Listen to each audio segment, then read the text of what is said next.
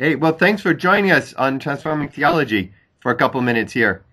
And what we were thinking is that since we're doing this really experimental event, Theology After Google, and nobody knows what the heck it is, that we talk to you a little bit because, people snooping around the web are finding that you're already doing Theology After Google.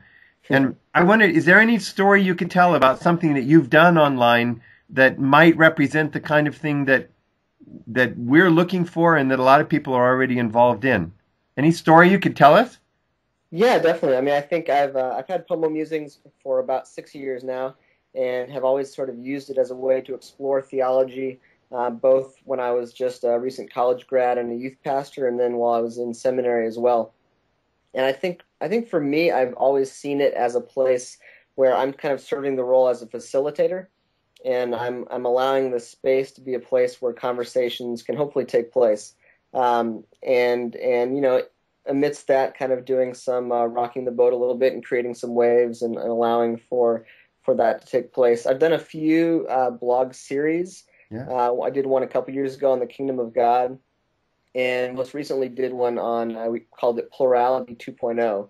Hmm. And it seems like the issues of pluralism and how Christians live amidst a very diverse and pluralist world is a pretty vexing question for a lot of people. And so we had invited probably 20 or 30 folks to be guest bloggers over the course of about 2 months, and really had some very fruitful conversations that took place there. That's And cool. What happens in that when you've got some major creative people writing and a lot of people then posting comments and stuff?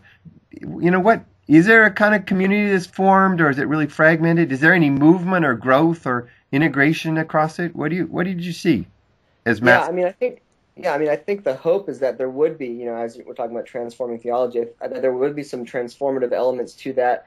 I'm a big fan of the technology. There are times when blogs and conversations on blogs can be a little limiting, and so we still have those are some things that we still have to work through. But I think allowing people to see, people who are theologians and folks who are lay people and people everywhere in between, folks who have just kind of typical careers.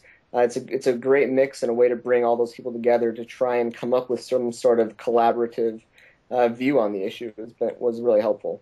That's really cool. So I understand you're one of the major resource people that are going to be talking and doing workshops and kind of leading the discussions at Theology After Google when Yeah. we all meet in early March. Was it 10 to 12?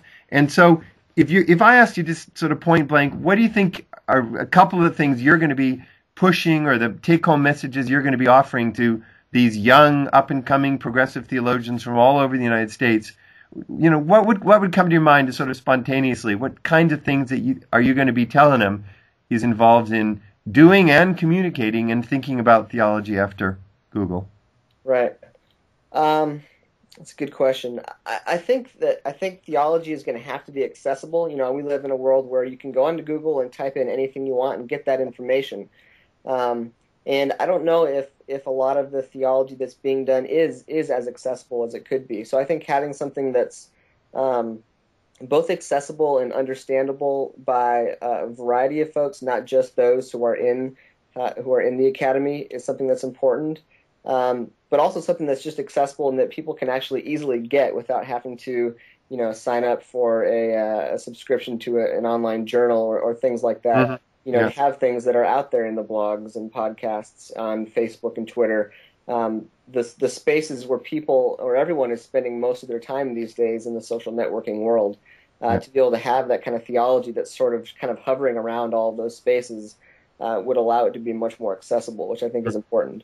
Hmm. Hmm. Um, I think too, when you think about all of these kind of emerging technologies and the social networking, I think one of the key things about all of that is the collaboration that takes place, and the collaborative nature. And you think about Google Wave, which I have a Wave invite. I still haven't quite figured out how I'm going to be using it. Mm. But I think, from people who have invested in that is some great possibilities for collaboration. And so I think our theology as well needs to have that collaborative spirit to it. Nice. Um, and I think too, lastly, I think it has to be the theology after Google's got to be a practical theology, and I Yeah. got my degree in a practical theology department, in youth ministry. But I think there's a little bit of a misnomer that we can separate theology that's practical with the theology that's not practical. Yeah.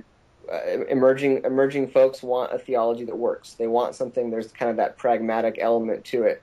And so I think that when we talk about sharing these new theologies, they got to be practical. They got to be a theology that's going to work, that has legs on it, and it's going to be able to help inform people.